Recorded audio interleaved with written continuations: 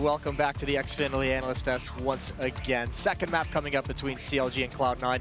Map 1 was trained. CLG took that pretty convincingly, pretty comfortably, despite a late run from C9. But now we're going to have Cbble. Moving on, another Cbble match ahead of us. And this is, again, I mean, what are we feeling on this map? Is this leaning towards Cloud9, leaning towards Liquid? What are we looking at here, boys? Or, excuse me, CLG. I was thinking C9 would come a little more power, but with Automatic being kind of on vacation not still. Power from that first game? No, they looked very lost and hesitant and just uncoordinated compared to a team like CLG, who showed patience, structure, a lot of just, hey guys, we're not going to win this round. Let's save the guns, and I didn't see that from C9. Yeah, I didn't want to give a little too much prior knowledge before the map went out, but Tim is definitely the linchpin on Train, especially on T side. And the T side was not the more lackluster side, but Cloud9's usually good for 8, 9 minimum, and they got 7 that time, right? Coming here on Cbble, I'd like to see C9 start T side again. I think they needed to have that delusional overconfidence, because you got to be real with yourselves. You don't have your strat book 100% lined up. Not everyone knows everything. You don't have a deep playbook. You got to be going off of the basics and fundamentals. So be overconfident about it. Just get loose. Yeah, just loosey-goosey. Just whip it out. Whip it out, exactly. When in doubt. That's a DeBear statement. So I'm saying if C9 starts T side, they're going to win pistol, and then they're going to take the half 10-5. 10-5, you say? If they start T side. If they start T side. Who's the linchpin for C9 on Cbble? Do we know yet? Could it change? On CT, actually, I haven't even seen them play. I would say Tarek, because he used to play like a platform position on Optic. Yeah.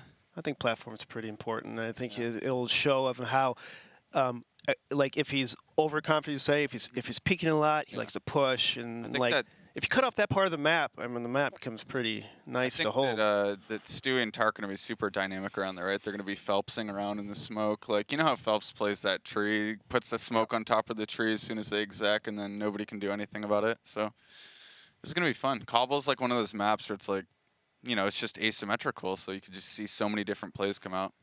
Are we expecting any kind of like a double up setup? I know CLG has Ricky, who's primary operative Renegades during his time there. Now they have Kusta as well. I mean, that's a pretty scary double up setup. And on the Cloud9 side, you made the joke, and I think Tarek first made it into the living meme, is that there's 3 oppers on this team? Yeah, I definitely think so. I think actually the A, like if I were to put an op anywhere, it'd be A first, right? Because when you're opping the A halls, it's kind of like opping bathrooms on overpass. You get those like fallback angles that are annoying, and nobody can really punish it if you play it correctly. I like the visualizations here. We haven't had this on an analyst. Here's the next angle. Here's one more. Yeah, I kind of understand it just a little bit better. Yeah. Do you guys have any visualizations for it? I just want a good game, Jason. I just want smokes and flashes. I want just an explosion. Lots of like confetti. Confetti. Just I want to see a Zeus kill. A Zeus kill. I do. All right.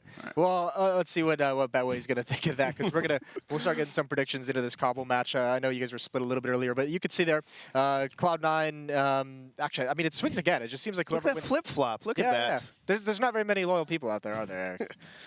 Sad world. I'm sorry.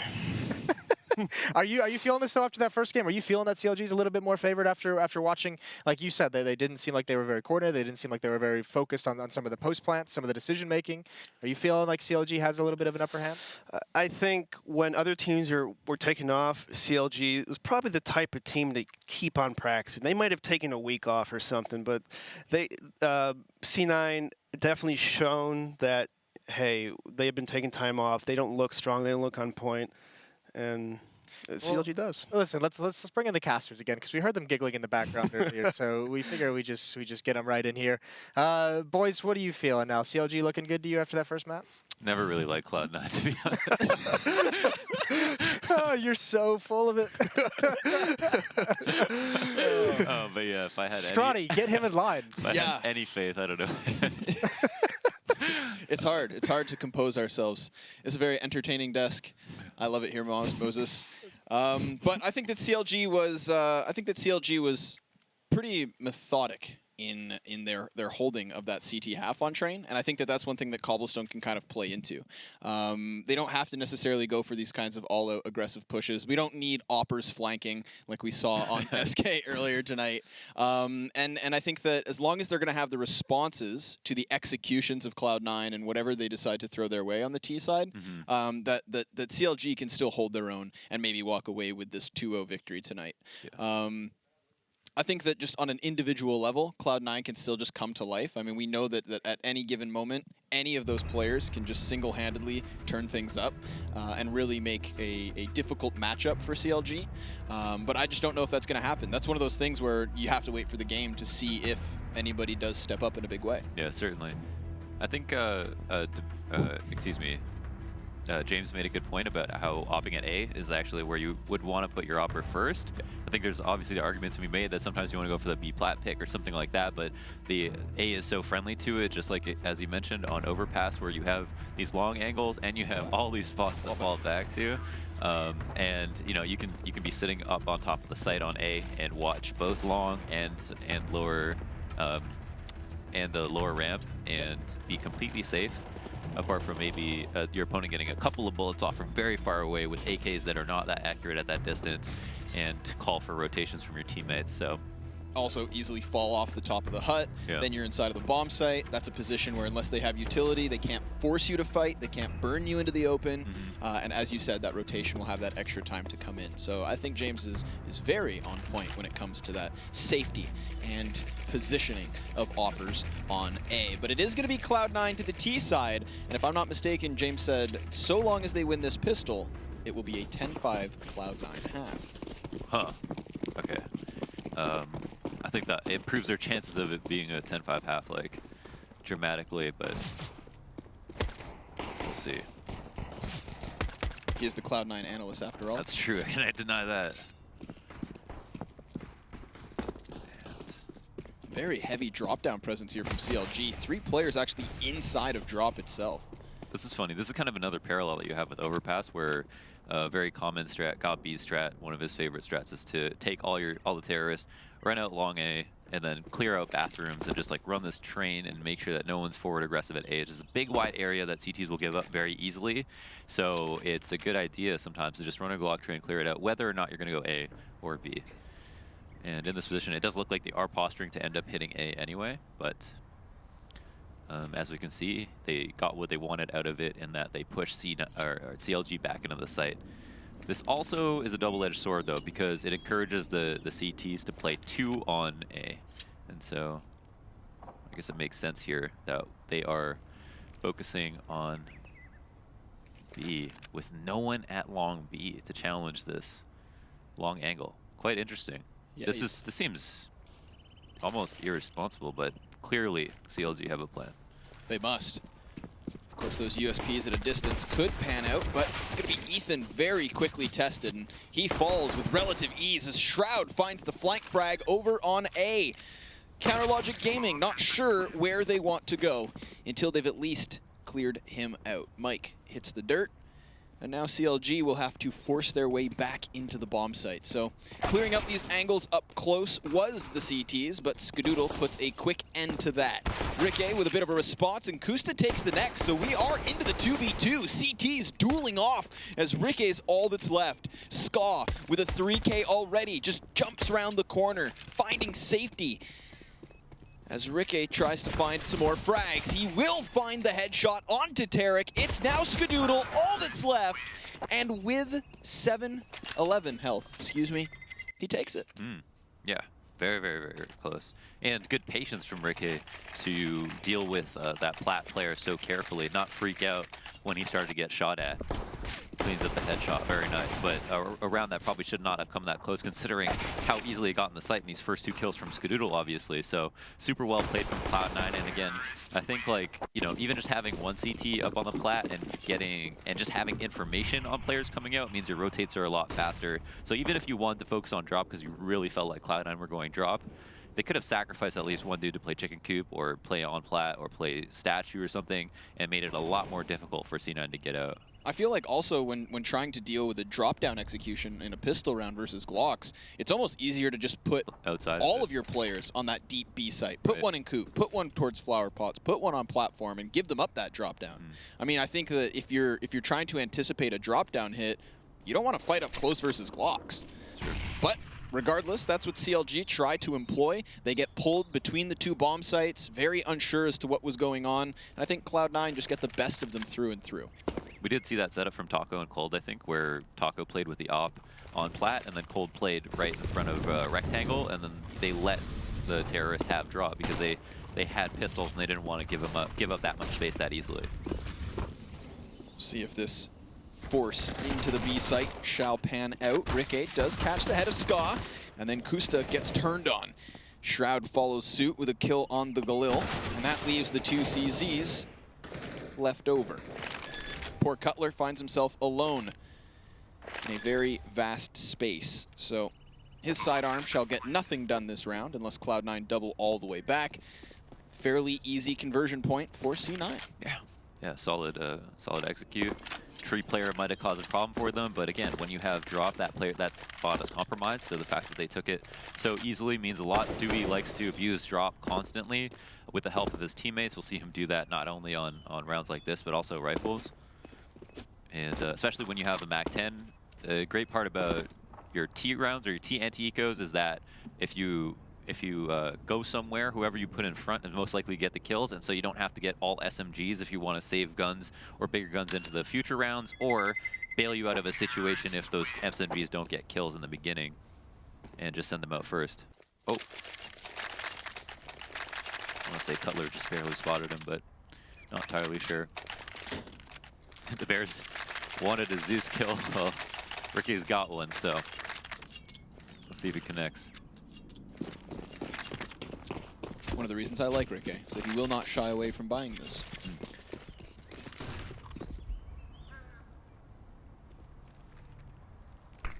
Honestly, quite viable. I feel like the Zeus is something that isn't talked about all the time, but I mean, look at this.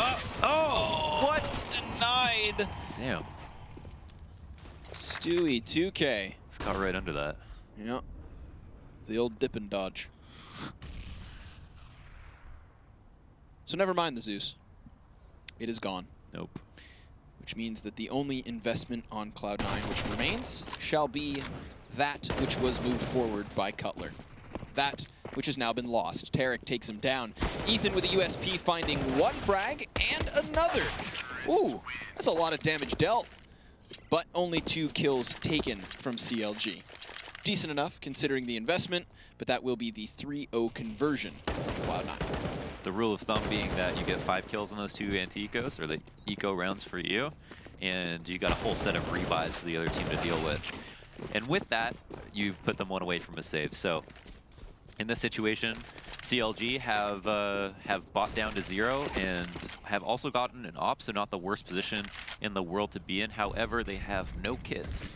So we're be looking to stop this round before a bomb goes down. Otherwise, very low chance of winning. Shroud tries to just barrel forward, and it costs him, as it does the bomb carrier. Cutler finding 2. And now it's Stu, who chimes in with a frag already.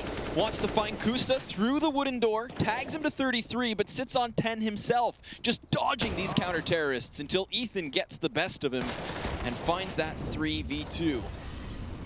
Now, of course, the attention of Rush pulled towards Long. That's, of course, where the bomb currently stands. Skadoodle yet to cross. And CLG, they're actually going to put 2 of their players back in drop, counter boost the man over, and hope that the flank can arrive in time, because that bomb's about to go in. It's going to be a marathon here from Ethan. Yeah. The unfortunate part is that the longer they take, the less valuable this flank gets, because they become aware of the fact that that's probably happening. Yeah, and he's not even going long, which plays into Skadoodle's hands. Yeah, Skadoodle hiding next to Humpty Dumpty finds one on the cross, but Ethan's flank does pay off as he finds Rush on site. Behind the tree, he falls, however, as Ska stays standing. Of course, he has no utility, and nor does Ricky. Oh, just barely getting out of the way there. Oh, but Ricky has no time. He's going to try to fight. Skadoodle should die to bomb. And he does. The op is lost, as is the round for CLG. That's a 4-0 start on Cloud9. Super well played, of course, like hitting the shots when he needed to. I think the key point here is that Ethan, if he went long A, he could have killed Skadoodle, but that, more importantly, that he couldn't have known that. And sometimes it's better to flank lower A than it is to flank long, and he just basically made a gamble. It also takes less time, and maybe that's why Skadoodle felt comfortable not watching his back for so long.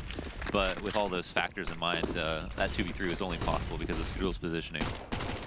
Very rapid play here from Cloud9, just taking down this defense with relative ease. Sure enough, the M4 of Ricky finds one, but that's after the bomb site's been lost. Tarek takes the plant. That leaves Cutler and Finesse.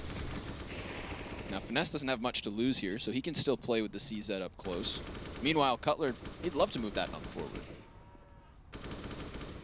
Cloud9 changing things up quite frequently, not only in terms of bomb site, but also in terms of pace. Sure, yeah.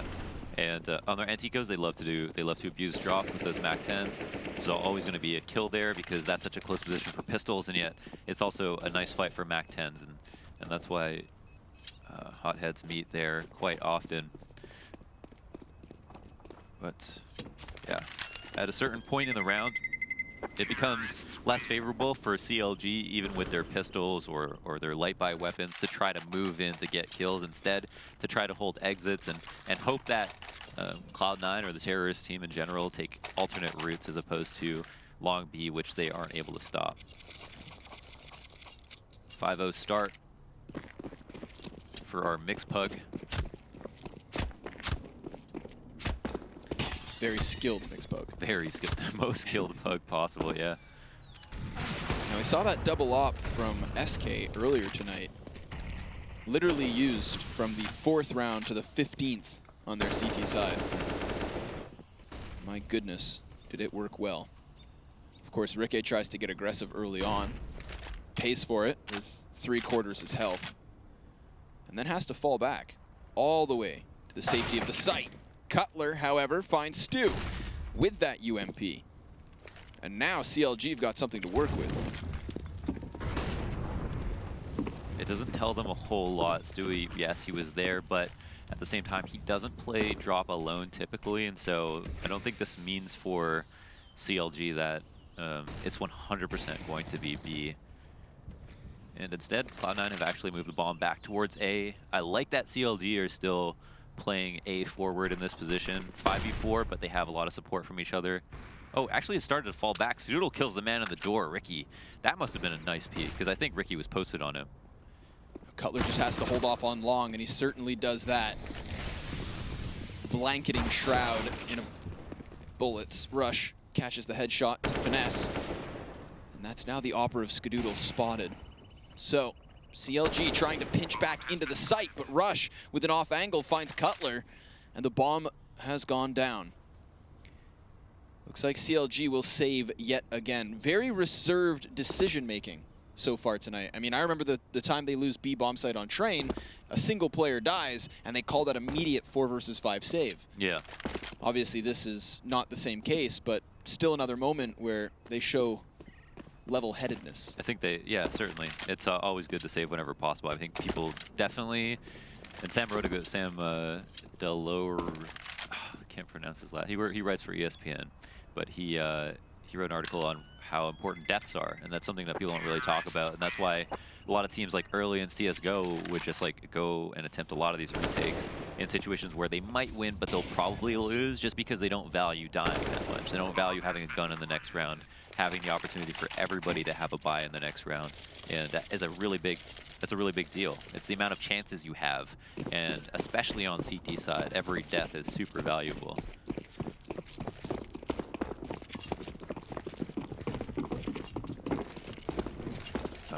A huge reason why they can buy here, for example, full up with the op. Cbble losing that, and Shroud's over at A, which is pretty interesting. 4 players pretty much dedicated to fighting long B. I think if that smoke didn't go down just now, they might have attempted a walkout, and are just going to simply use it to set up for smokes themselves. Smoke grenade to cover the cross.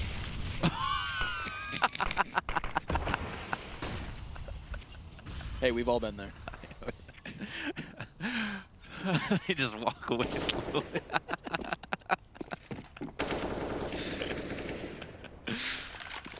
Rush is like, oh, they threw counter smoke. Guys gotta go. I've never seen this tactic. Let's get out of here. All right.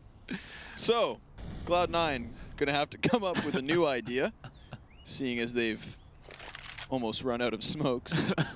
Skadoodle still has 1. I swear to God, these guys have like 10 smoke.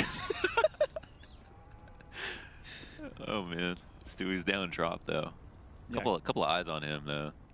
We talked about how Tree becomes so compromised with a player in drop down, but he does still have Rikke by his side, and that's going to be an active counter. However, Shroud yet again pulling the attention towards that A site as Stu looks to creep on in. Ethan finding the headshot. Rikke takes the next one. His spray doesn't connect further, and now CLG will hold the line. It's Tarek and then Shroud.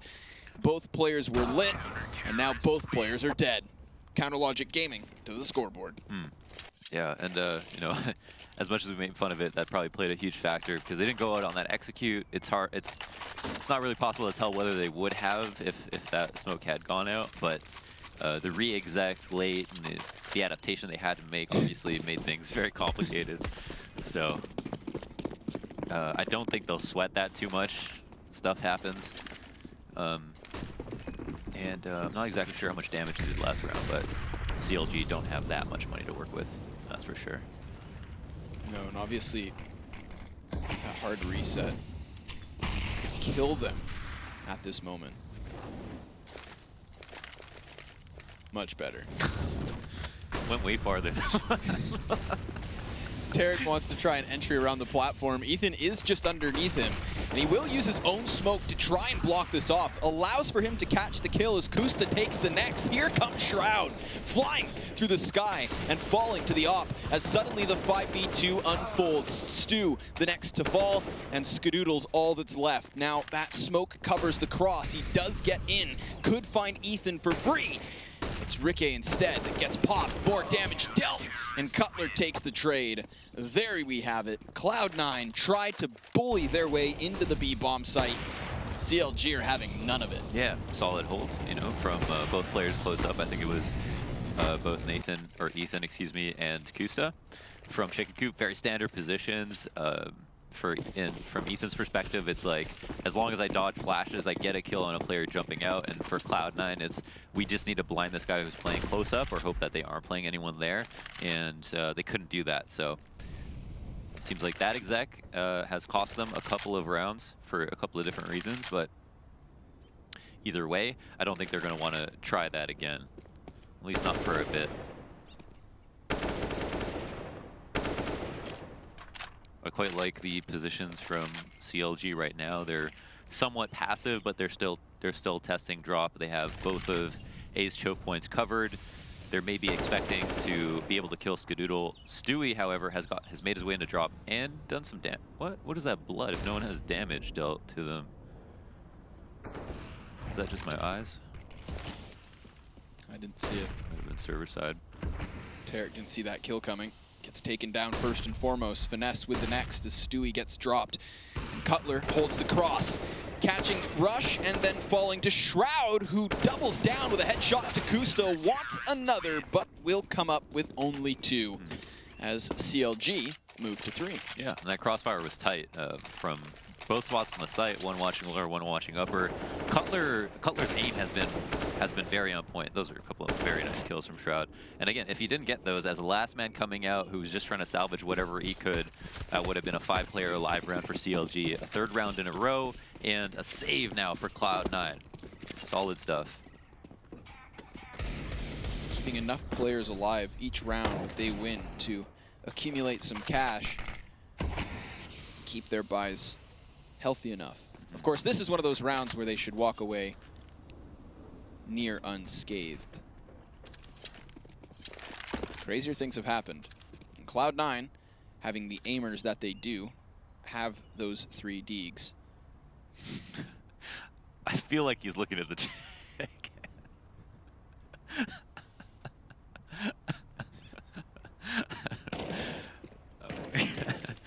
Yeah, I mean, I don't know if someone couldn't have peeked, but I wish they did. Shroud gets taken down as Kusta holds the line. Again, with no smoke grenades, no flashbangs being used on these initial peaks, it's going to be really tough for C9 to win these duels. Sure enough, even at a distance, Skadoodle catches the headshot. Down goes Rikke. Now he's got the bomb. 40 seconds to play with. So the question is, can he find another? Can he find 4? That's what I'm trying to see. It's a little more ambitious than I had thought. Skadoodle's the best clutcher on this whole team. This is more than just a clutch, obviously. No armor, no time. But that's what's making it so exciting. Time, however, his 5th enemy. Ooh, little damage dealt, but that's all that's done. So the producer just said chicken. I don't see that on the outline. Is that in her script? I don't see it here. Huh. Sometimes you go with the flow, Launders. Yep. We get paid the big bucks. Speak for yourself. Blink twice. CLG down by 2, but re-emerging here. As Cloud9 were off to a fantastic start. Of course, they don't have an op here in this round to duel versus that of Kusta, who does add himself to the collection of CTs over on that B site. 4 of which to get things started. Cutler tasked with the solo A play. Gets aggressive and then falls a little back. It's interesting to try to figure out what their read is based off of. Maybe the fact that they Cloud9 rushed B 3 times in a row, that's probably why, but that was a couple of rounds ago, so I think maybe they just want to do that initially, and now we have, who is it, FNS actually falling back, so I think he was like, let me support you guys just in case they do that one more time. And then it seems like they're going to go back to the usual play now. Ricky's actually getting into the smoke. I like this. One of those aggressive yet calculated plays. I don't think he can see someone's head if they peek, but he can see them jump. I like that you like looked over this. I do that too. Oh man, this game is very immersive. Here comes the drop down. Oh. Tarek catches Rikke just as he moves his crosshair. Could have been the trigger to that execution, but instead these players stay stagnant inside drop. They will have the ability to pinch into the bomb site, but Nate holds his line, and Kusta's the only one to grab a kill. Now, Finesse chimes in with the bomb now dropped, 14 seconds on the clock, and only Cutler standing.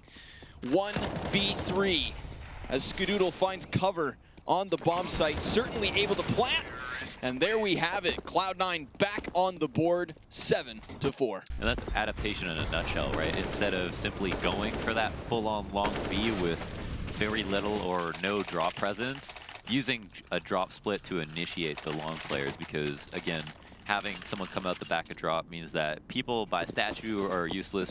Nobody can peek the left side of chicken coop. No one can play tree safely. No one can play in pizza. And Ethan actually found a good spot to catch them running out, but stayed with his back turn for too long, and that comes down to timing, but good awareness from Cloud9 to check that even after the fact. Tarek gets flicked on. That was a nice flick.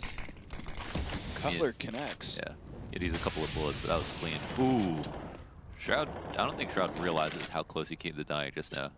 I don't think Shroud realizes he saw his head. And so he walks away. Does Cloud9 sit to the 4v5? I mean, they still have a utility enough to go for an execution. We did watch them take drop-down control before they split into the B site last round. However, being at the numbers disadvantage, they can't really afford many more losses.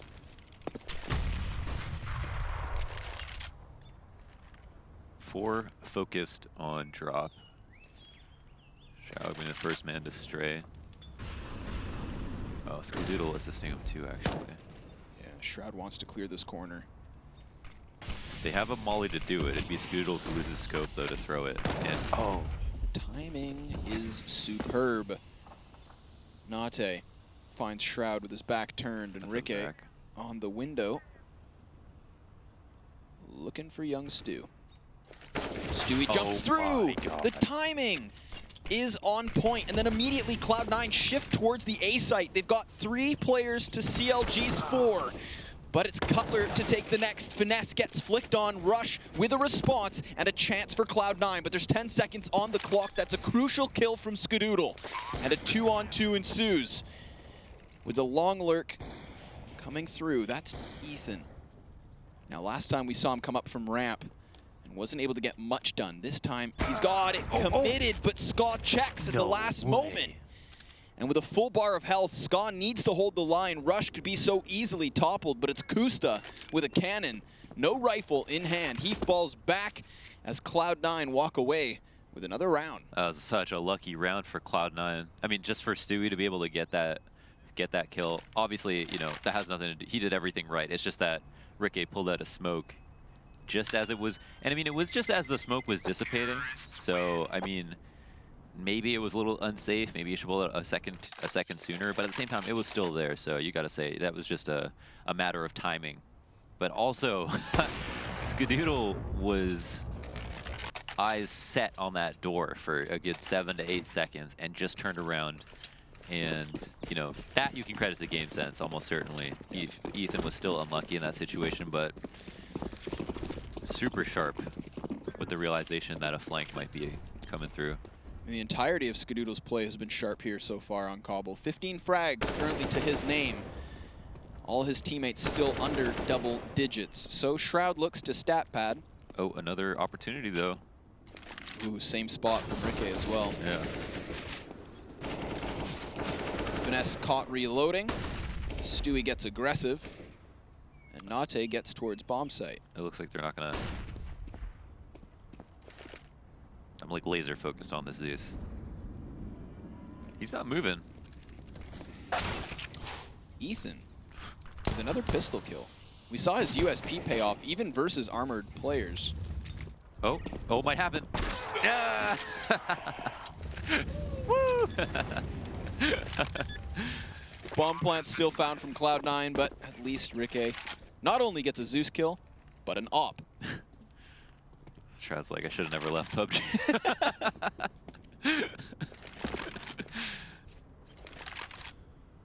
Now, can he save it? That's the question. Heads up play. Finding Skedoodle to the top side of the wraparound. And as he hides in Rapunzel, will he save this? Someone's coming up that ladder. Where's that? Oh, the mall. Oh! Oh my god. Oh my god. He doesn't. That was so meta.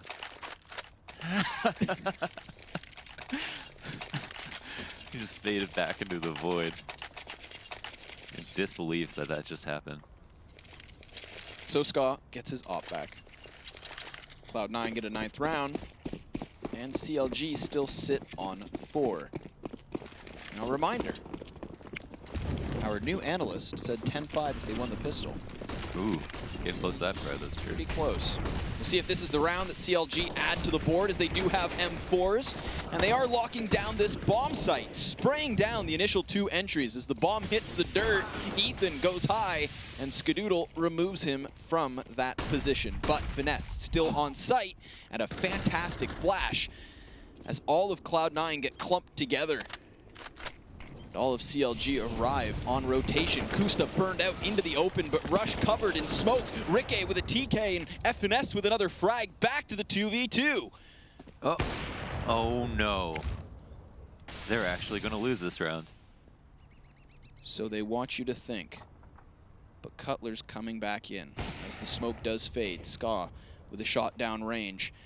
Cutler sees the trajectory go high, so he knows that Rush is near Ska's side. Smoke. This makes things very interesting. So much more to work with now once that smoke dissipates. Oh wow, too quick, man. He's too quick. Rush with the immediate headshot finds Cloud9 the round, but a very frantic clash on that B bomb site, I'd say. Launders? Yeah. And at this point, it seems like Cloud9 should certainly win this round. I think that, I mean, one of the points I was going to bring up if Cloud9 lost that round, because that was another full B rush that started out strongly in CLG's favor. It was 4v2, right? So, you know, that was a full B rush with no attention to drop. They've lost. They would have lost if they lost that round 4 out of 4. So they're 1 for 3 on that type of execute. Whereas on their drop splits, I guess if you don't count eco rounds, so they tried 4 total, they're 2 for 2 or 4 for 4. And it's kind of like, why change that? It's not. You can still rush B and have your last 2 players go drop, or have one person go drop and either abuse with mollies or just make presence to hold rotations or fight. And it seems like there's just not enough ways with that one choke point at long B to make 5 players be useful. At least what I've learned from watching these rounds from C9. Stewie looks to lead the charge. However slow that charge may be, despite his patience, Cutler is killed. Finesse tagged up heavily thanks to the frag and pushed back by the Flames. Pop Flash was ambitious, but didn't go all the way out. Regardless, it's Finesse to the backside of Eric, no! But he gets turned on and smothered to the side of the wall. Kusta responds back with a CZ. Rikke with a Mag 7 blasts Rush from the skies. But now it's just him and young gun Ethan. All that's left. He connects with the AK and goes for the crazy spray. But it's stopped in its tracks as Ethan's all that's left. Of course, he does spot Stu thanks to the smoke. And so he knows. But what's he going to do about it with only that sidearm? 20 bullets in his collection. Skadoodle up close, goes down, quick headshot. So Ethan needs another, and he knows exactly where Stewie is. Stewie's gonna retreat to try and buy time, and Ethan has no kit, but he does have the, he does. Still double flash. Does pull Stewie back, but it's not enough. Cloud9 take it, 11 for the half, Launders.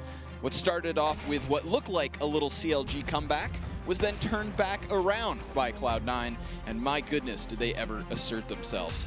A pistol could win out the rest of this game. You're all gonna have to stay tuned to watch the second half of Cbble. We'll see you after a short break.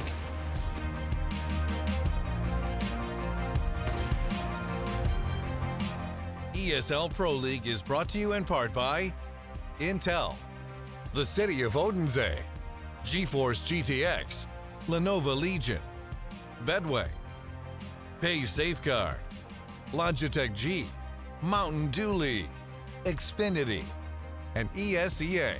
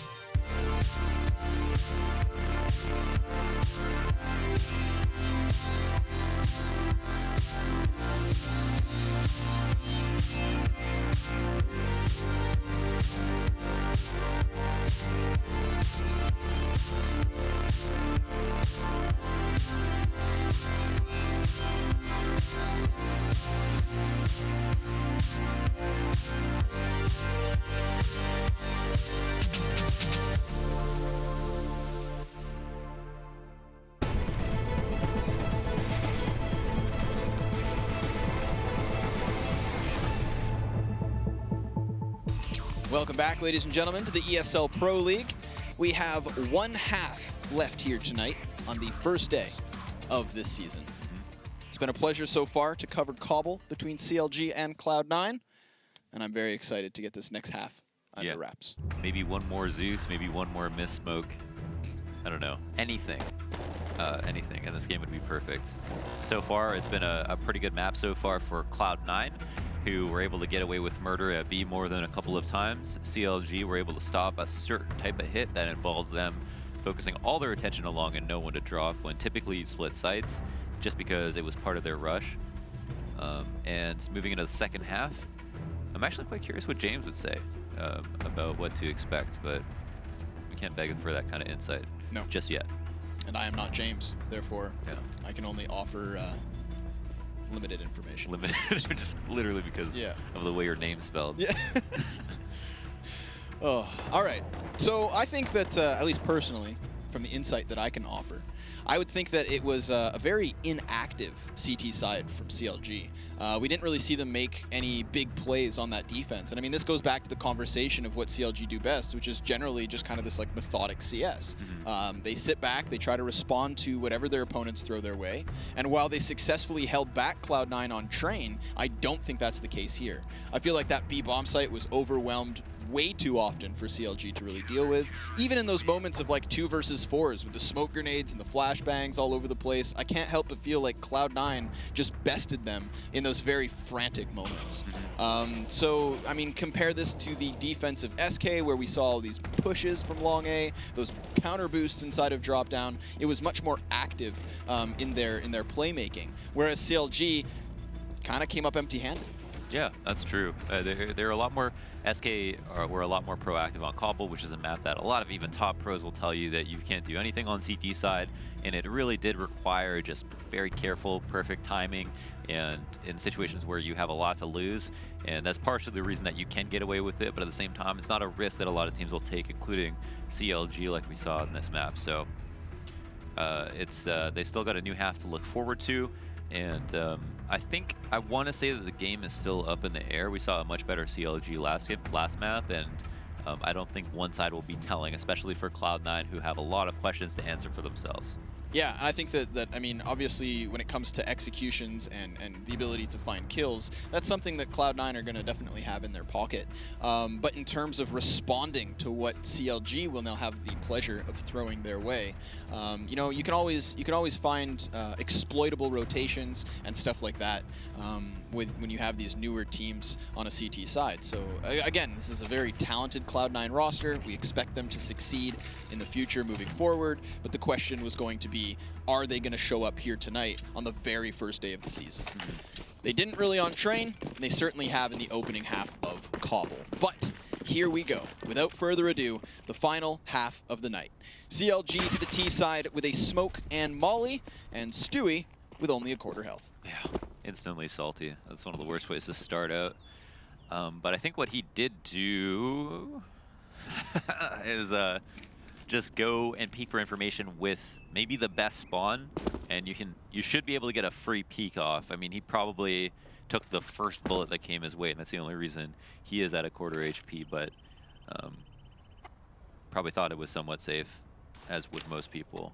And now has, with that information, asked for a couple of rotations. So there's actually 3 people here. And yeah, Cloud9 aren't falling for anything. Wow. Uh-oh. Oh. Nate turns on Stewie, who is cowering to the cannons, and comes up empty-handed.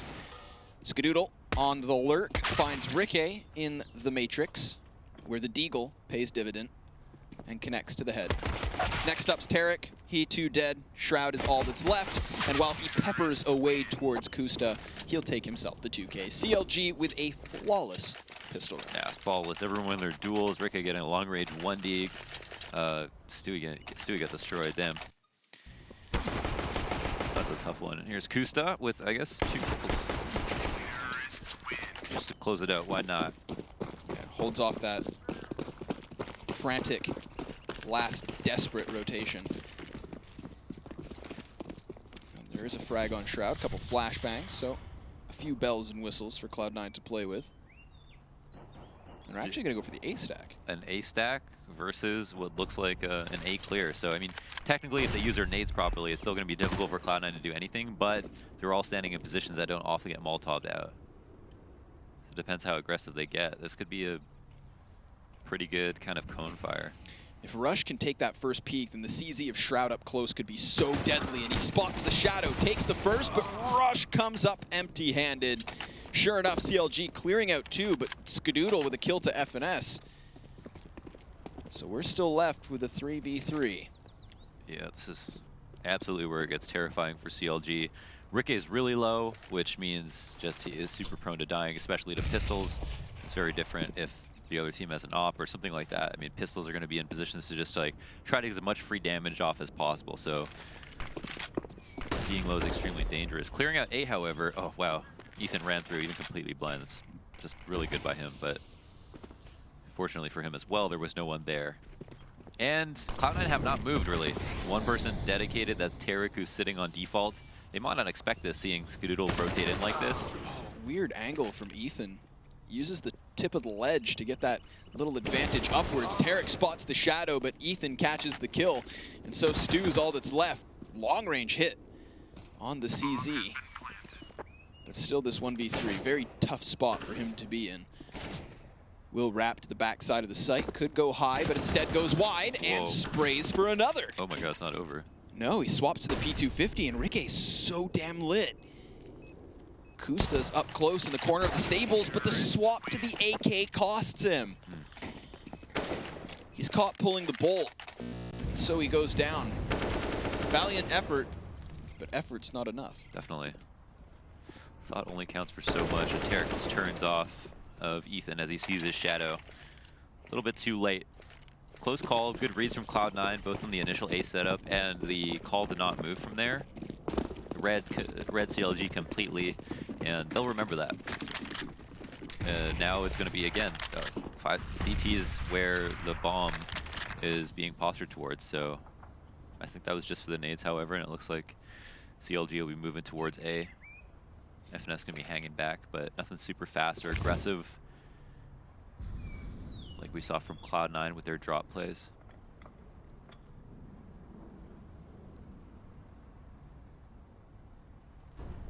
And yeah, just the complete walkout. So the value of this is that you'll often catch people like shoulder peeking and stuff like that. You don't bait rotations. Get in positions where you can completely stop rotators, and like now the CT is just completely useless. Whereas if they executed, they would have at least had to deal with rotations. So the drawbacks are obviously the fact that, you know, you're not guaranteeing anyone's blind, but that's a toss-up anyway sometimes. Another advantage is really pinching their pennies. Not having to use any of those grenades means they won't reinvest in the next, but Ethan will have to because he's gone down. Of course, he was making money with that MAC-10, as is Ricke. CTs would love to walk away with a gun here, but oh, Skadoodle gets spinal tapped.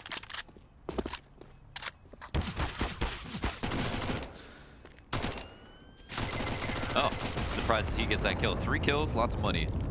2,700? Do that math right. Is it? Is it 600 per? I'm gonna let you squirm. Ugh. It's 600 per, 1,800. Okay. Yeah. Never do math live. No, I was gonna say that, but unless you're very confident.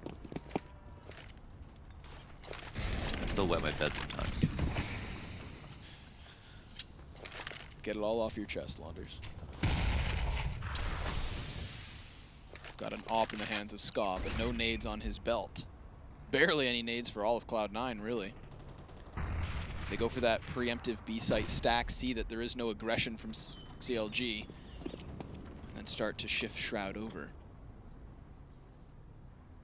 But I mean, we talk about CLG's methodic Counter-Strike. Regardless of where you end up going, clearing out long A slowly is always a nice setup on Cobble. You know you have the time to play with if C9's playing respectfully and not getting hyper-aggressive. So this is what they do. Clear their corners, assume some control, but Ska's still up close in an ambitious angle. Ambitious and could easily get flashed off of this. It's like almost aggressive enough that it's a good off angle, but I could totally see him getting flashed here. Oh, dry P comes out, Cutler goes down. He was really ready to take that fight, but... Yeah, it tries to pre-fire and everything.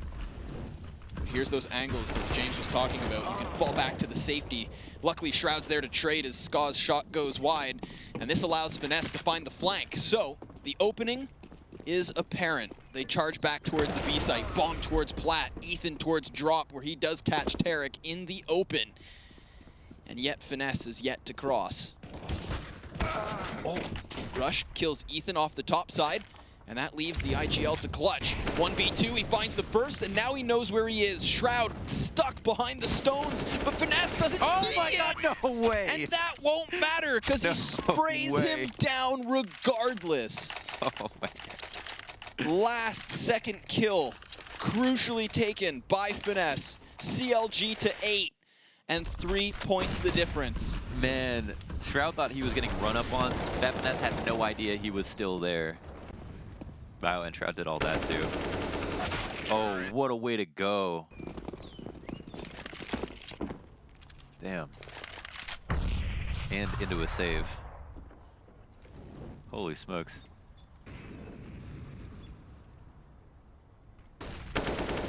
Already another headshot for CLG as they try to entry in. Ska up close takes 2. That's huge.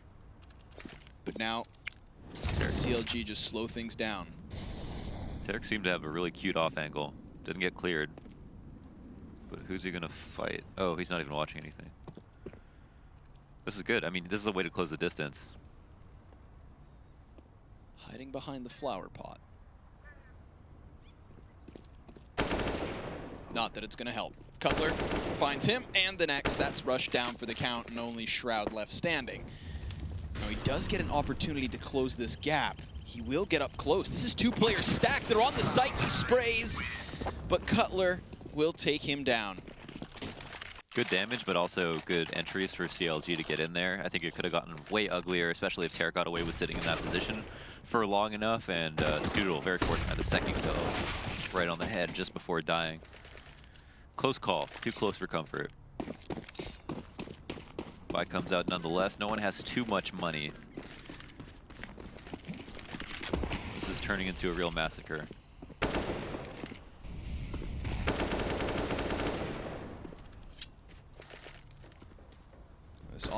This buy is healthier from Cloud9 in the sense that they have more grenades to play with. More kits as well, but not the opening pick. That's Ethan's. I don't think they even bothered flashing that. Just went out for a wide peek.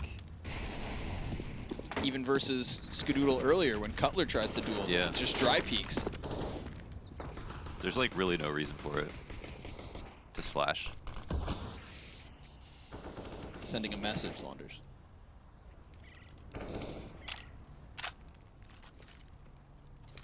It's like there's a, I guess if you wanted to or intended to walk out the whole way, then you got to take those risks.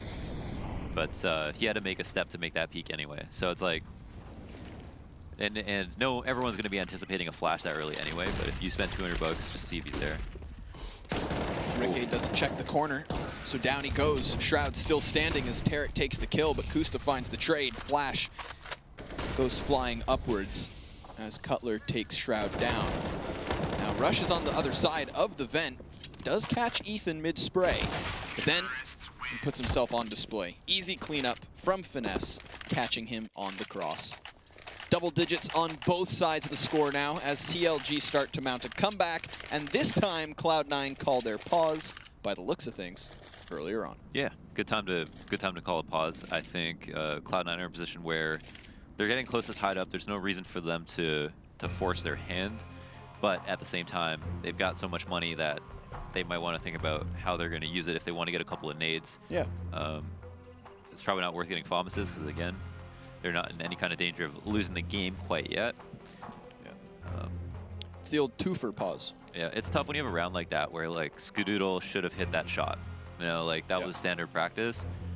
CLG had a dry wide peak. Like, that's supposed to be the offer to get that kill, and then this 5v4, or he gets traded out 1-for-1. It's still a different round. You don't hit that shot, doesn't mean that your whole strategy was wrong. Your whole setup was bad. And that's important to remember as well when you're in that position. Like, I could do that again, I'd probably win next time. It wouldn't happen again. maybe his angle could have been tighter. Who knows? Cloud9 off of the pause. Coming in with pistol arrows aplenty.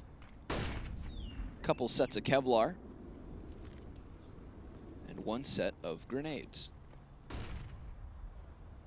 Those grenades belong to Rush. CLG, anticipating Cloud9 having some kind of set strategy, I think intelligently just set themselves up. If Cloud9 had decided to go for a rush, it would have been caught in the open. But now that they see all is well, we're going to watch CLG make some moves.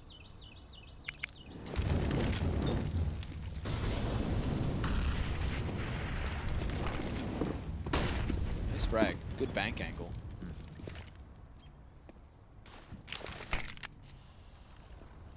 Counter smoke to hold on to E-Box. Even when they just have pistols. That's is actually going to make CLG think that they're full buying. Or they'll at least pretend it is as if it is. I just wonder why he had a smoke or why he used it like that. Shroud got curious towards long. Doesn't get caught out of position, but he is revealed. Oh, big kill from Shroud, but Rikke is able to trade it back. Finesse tries to get into position, but it's Cloud9 to get into the bomb site. Smoke to block off door. Rikke dropping rush, but Ska taps away with the CZ.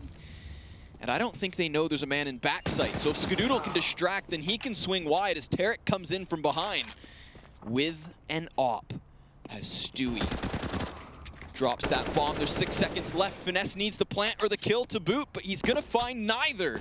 Cloud9 able to win despite the weakened buy. That is kills on 4 players. Everyone does their job, and the last man gets away. That's really the tough part. There was no hero play to point out. It was everybody pitching in a little bit, and obviously hitting shots they should have never gotten away with, like Skadoodle hitting that CZ bullet on the player coming up the ramp, Shroud getting that 1 dig on the player all the way back in the site. Just stuff that's a result of incredible aim and aim alone. And yeah, I don't know. It's tough to say like CLG could have been better at trading in that situation. Sometimes that just happens. Wouldn't even say they played it all that badly. Again, an initial grenade dealing a smidgen of damage.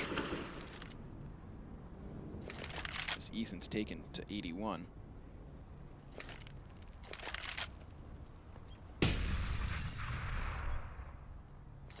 If they could have tried to be aware of backside, but they didn't have enough time by the end of that round to plant, so it's the only kind of takeaway, I guess. Again, clearing out drop down with their deployment of grenades.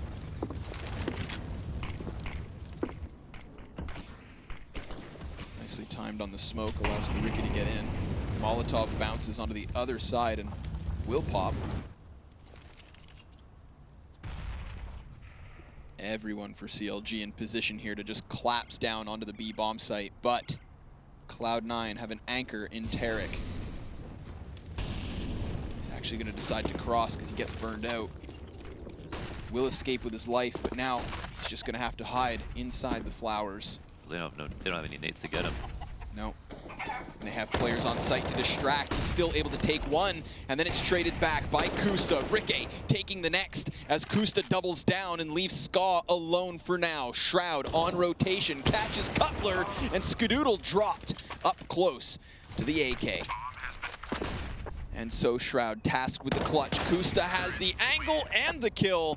The op pays off in that round as CLG close the gap to 1. Okay, I don't know how Skadoodle didn't hit that shot on whoever just came out of drop, but at the same time, considering how the last round went, I'm gonna go ahead and give this round to CLG. They probably should have been able to steal back the momentum anyways.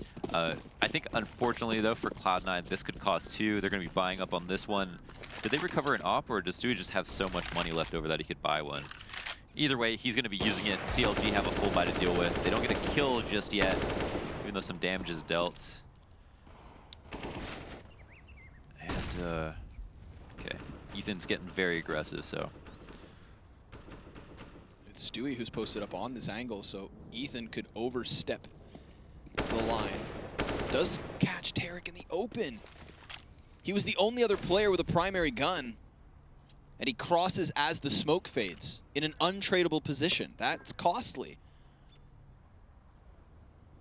It's at least the opening bout that Counter Logic Gaming wanted to walk away with. Someone should be going to get that. Was it an M4? Scout. Oh, Scout. The Scoot. With Shrouds up close, he could catch Finesse or Kusta off guard. The power of 1920. Flick. Not gonna happen. Almost looked like he wasn't gonna check it. Now Cloud9 have gotten into position. Everyone's arrived, including that Opper, but it's still mid-transition. Stu jumps all the way out and finds Kusta first and foremost. Skadoodle with a deagle finds Finesse next. Cutler able to trade it back, and down goes the Opper. So Rush has to come up very big, and instead he goes down. 12-12 the score, as CLG have turned things on their head. Indeed, a much better example of how they should play their anti-eco out. I mean, and again, a lot of the reason why Cloud9 won that previous one was because, oh wow, I hit him with a little bit of spam too, but yeah. A lot of the reason they won that, or they lost that last anti-eco, was simply that Cloud9 hit amazing shots, and CLG kind of doing the same thing, slow, methodical A hit, or able to come away with enough safe duels, just close it out. I feel like CLG is just through and through playing safe Counter-Strike. Sure, yeah. Except for those dry peaks.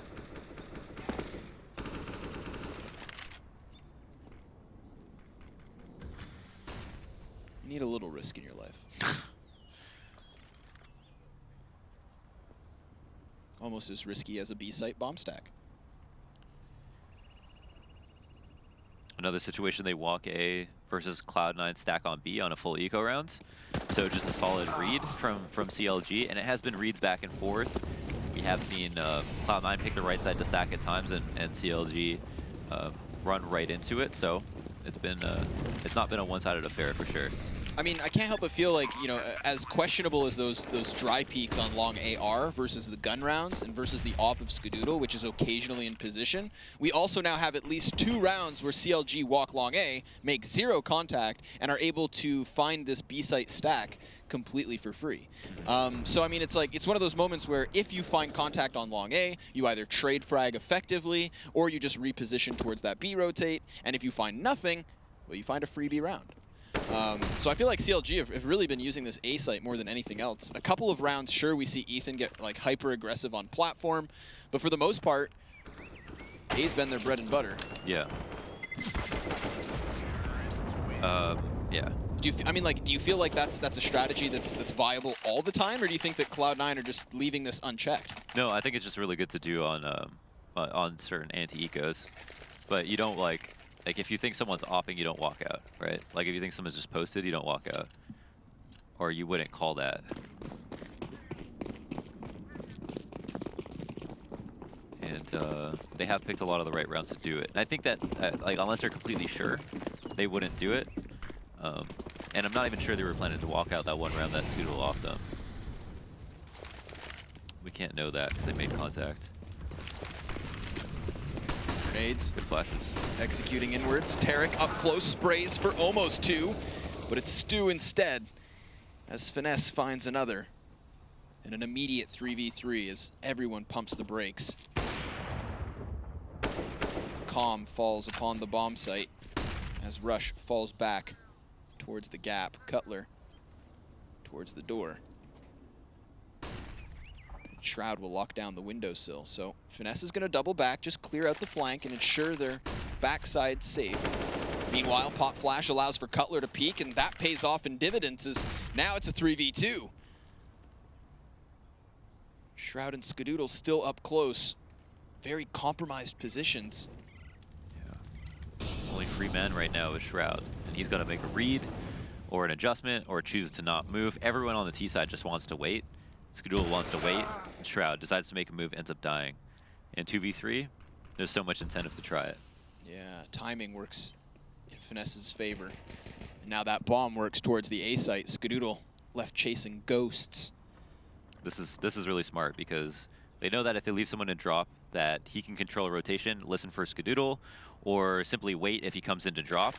and they also know that he's almost certainly at B. So they have an open sight until someone makes contact at drop, or that guy has walked all the way and they can beat him here.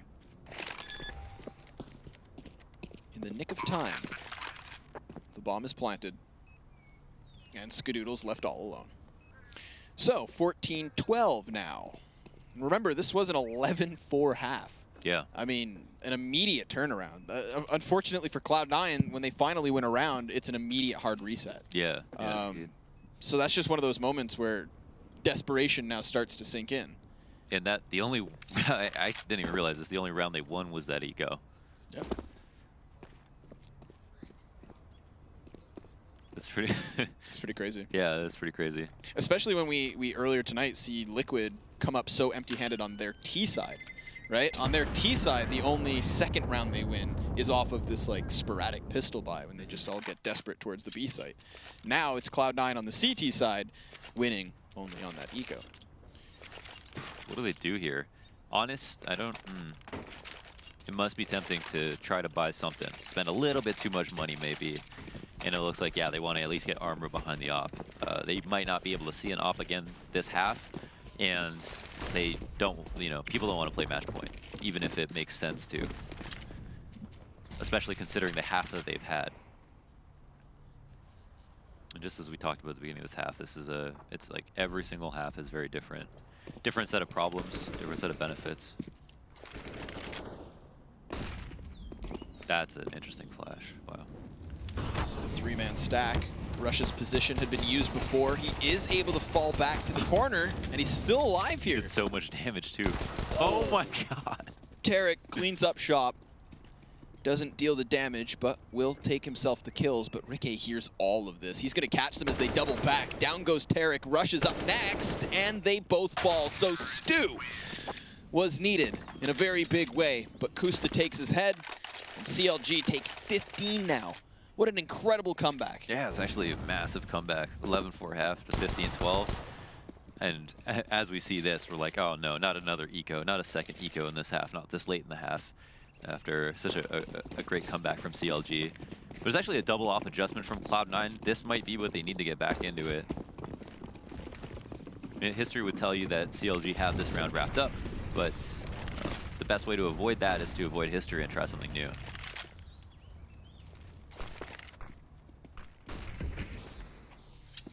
What's Ricky doing? Very, very passive A-hold. Yeah. That's the crazy part about A. When you push out there, that's one of the reasons people won't do it. Wow, Ethan. Oh. Oh, wow. Oh, and then baits the peek from Tarek. That's a rip. Disgusting. Destroyed Long B, and he was flashed, so he couldn't even help Stewie. That's one of the only rounds that I can remember Cloud9 getting aggressive from platform. Right. Stewie gets baited in because he spots Ethan to the top side. Ethan swings out, gets the kill, and then the old bait and switch on Tarek. Every single person winning a duel now. Skadoodle and Rush, the last two remaining. It's going to take a huge clutch from the Opper and one of their newly added players. Look how slow they're moving, just waiting for a mistake with the time that they have left. I think they do want to pull the pin soon, though. Yeah, just in the case that that bomb gets dropped or something along those lines. Rush is capable of going big, and he does drop the device. Skadoodle dropping bodies as he no-scopes the second, but Ethan is there, and numbers prevail as CLG give us one hell of a comeback on Cbble. Solid stuff. Again, 11-4 half to 16-12.